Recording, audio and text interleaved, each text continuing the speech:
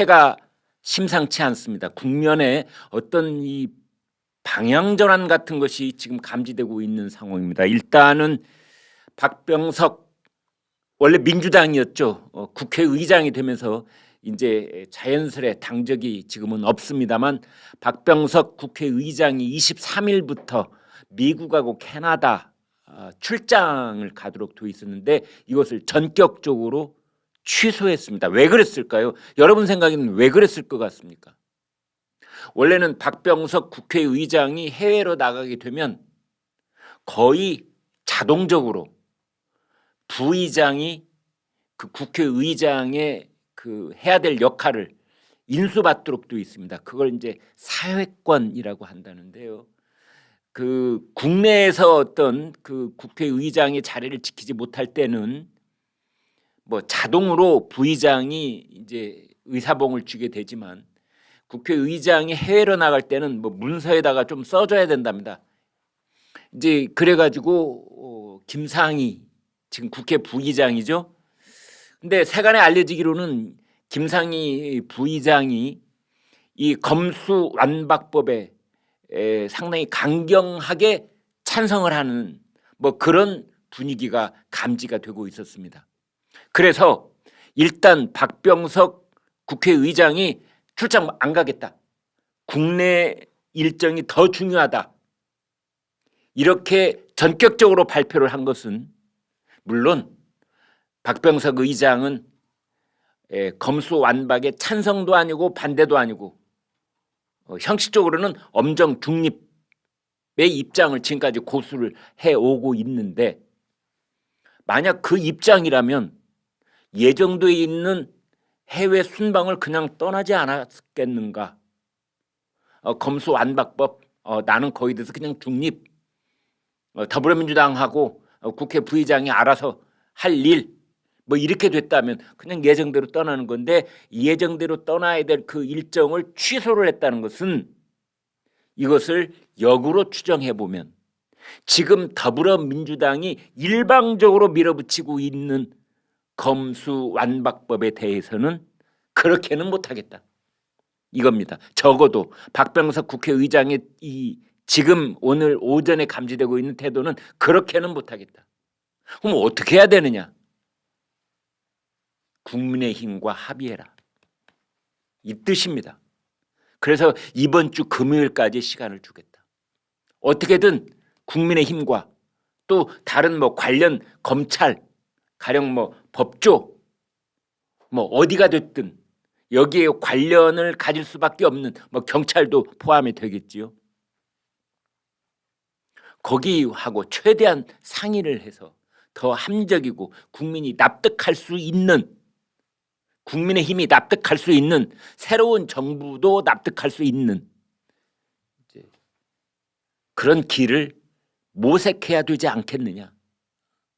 지금의 검수완박법이 뭐 좋다 싫다 여기에 대한 입장인 것이 아니라 우리가 명백하게 구별을 해서 말할 필요가 있습니다. 박병석 국회의장은 지금의 검수완박법에 대해서 찬성 반대가 아니라 지금 더불어민주당이 밀어붙이기 식으로 강행하려고 하는 것에 대해서는 곤란한 것 아니냐.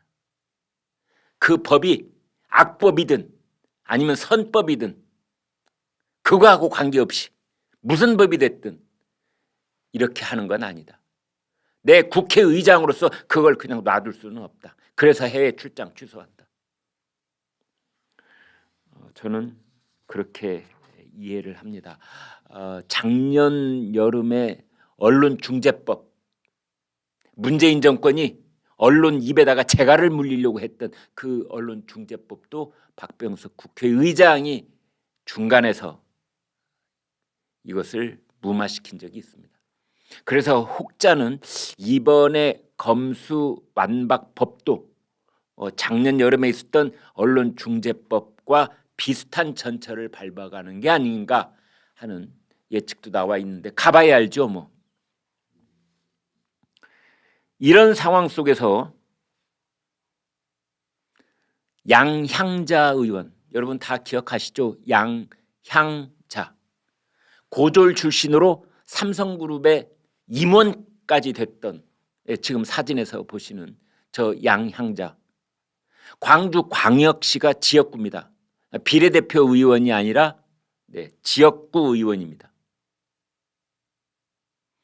그런데 양향자 의원실에 있는 누군가가 성폭력 사건에 휘말리게 됩니다. 그래서 이 더불어민주당에서 징계를 하려고 하자 양향자 의원이 내가 나갈게, 그냥 내가 나갈게 하고 자진 탈당을 했습니다. 비례대표는 자진 탈당을 하면은 그 시점부터 의원직이 무효가 됩니다. 그래서 이제 다음 순번에 비례대표 의원이 그걸 이어받게 되는데, 지역구 의원은 자진 탈당을 해도 그냥 의원입니다. 그래서 지금 무소속 의원이거든요. 그런데 어제 양향자 의원의 이름으로 된 4.19 의거 기념일인 어제 4월 9, 19일이라고 딱 써 있는 양향자 이름의 문건이 돌아왔습니다. 내용인즉슨 이번 법안은 한국 사법체계의 근간을 재설계하는 입법입니다. 만약 오류를 일으킨다면 국민의 삶에도 민주당의 미래에도 해악이 될 것입니다.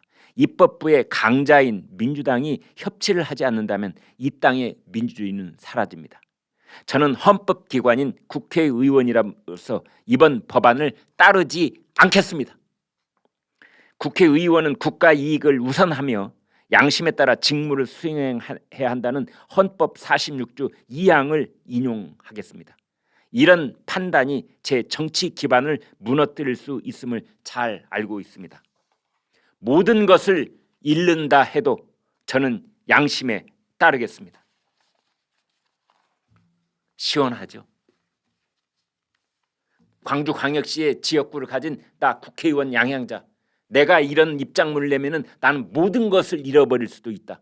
정치적 기반을 모든 것을 다 잃어버릴 수도 있다. 그러나 나는 나의 양심을 따르겠다. 어떻습니까? 어떻습니까, 여러분? 그래서 이제 지금 그 더불어민주당은 부글부글 끓고 뭐 난리가 이런 난리가 아닙니다. 사실은 검수완박법에 반대하는 민주당의 양심 있는 목소리가 꽤 있습니다. 근데 강경파들, 그다음에 뭐 당론 채택 이런 거에 눌려가지고 그냥 조용히 있는 거죠. 그것을 양향자 의원이 딱 뚫고 나온 겁니다. 초선 의원입니다. 이대로는 안 된다.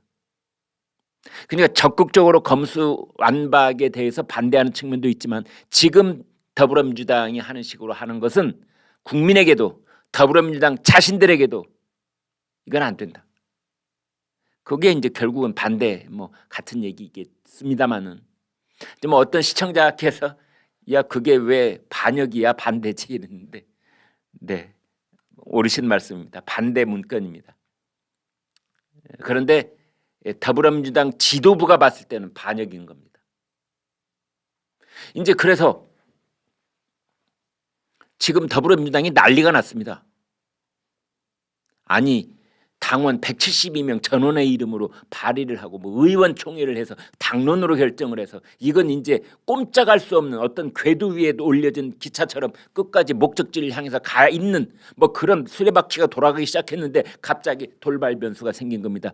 양향자 법사위에 안건조정위원회 거기에 사보임을 했지 않습니까? 그래서 이제 안건조정위원회 소속이 된 겁니다. 양향자.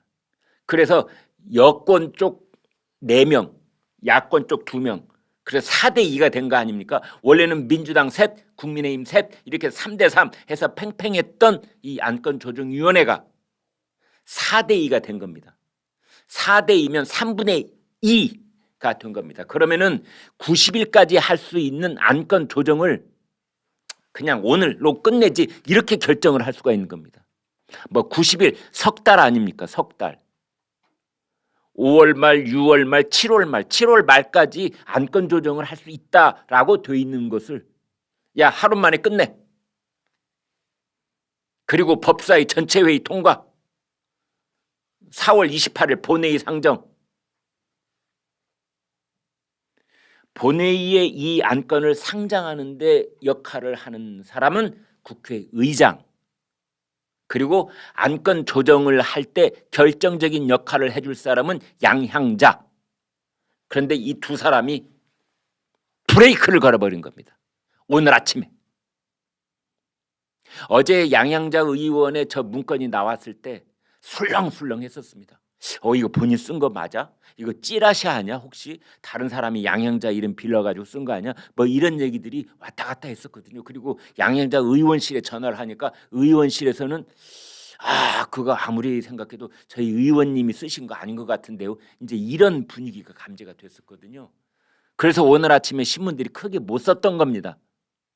그런데 오늘 아침에 더불어민주당 원내대표인 박홍근 의원이 라디오에 나와서 양양자 의원이 쓴 것이 맞다라고 그냥 확인을 해버렸습니다.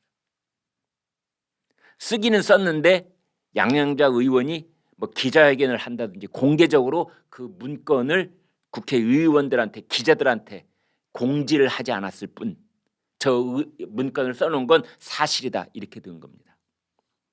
그래서 이제 지금 더불어민주당이 난리가 난 겁니다. 이거 뭐야 이게? 양양자 당장 뭐 징계를 해야 되는 거 아니야? 알고 봤더니 징계를 할 수가 없습니다. 왜? 더불어민주당 소속이 아니거든요. 무소속이거든요.